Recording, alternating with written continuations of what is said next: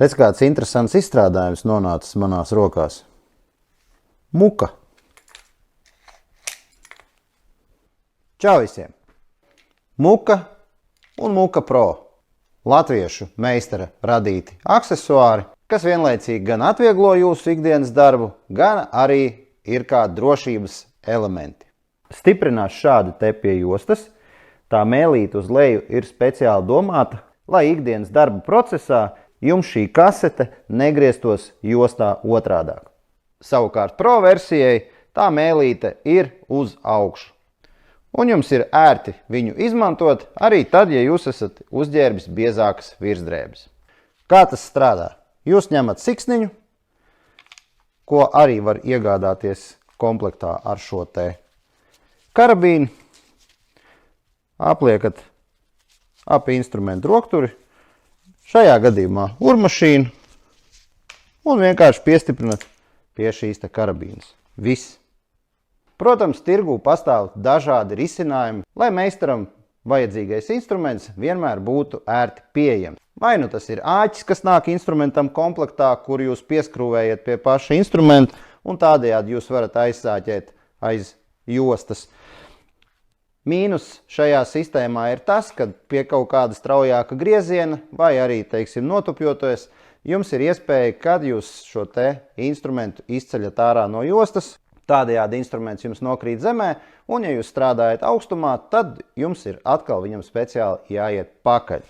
Otrs variants ir šīs te drošības stropes. Viņas pamatā ir domāts, lai darba procesā, ja jums izkrīt instruments no rokām vai nokrīt, piemēram, no kaut kādas stālažas, jums viņš nenokrīt uz zemes, bet nofiksējās šajās drošības stropēs.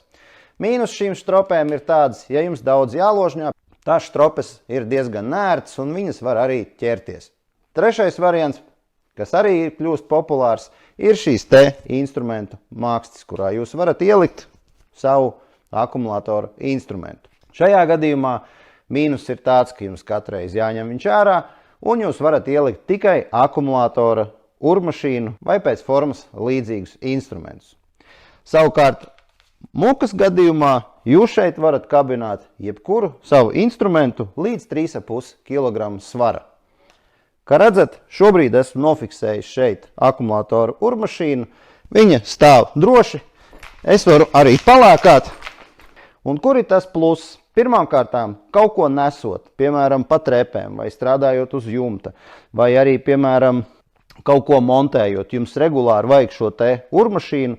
Jums rokas ir aizņemtas, jūs, piemēram, kaut kādu detaļu stiprinat, paceļat ar abām rokām, pieturat, un jums vajag uzreiz skrūvēt.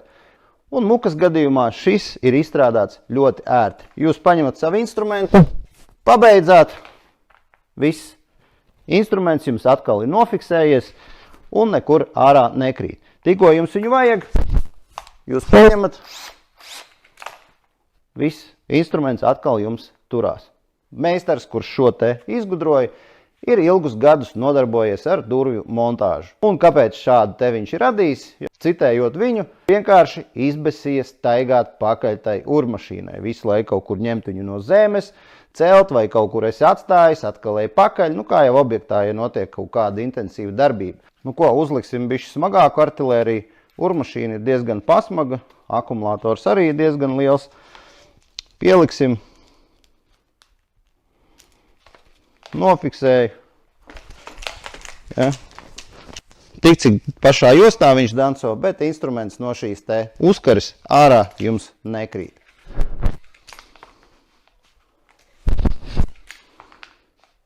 Sistēma jums ļauj šo instrumentu izvilkt diezgan tālu.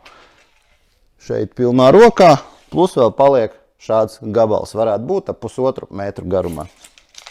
Strādājot uz trepēm, ar instrumentu varat padalīties arī ar kolēģi. Uzkaras jau ir iegādājums Latvijā, meklējiet internetā, cena aptuveni ap 40 eiro.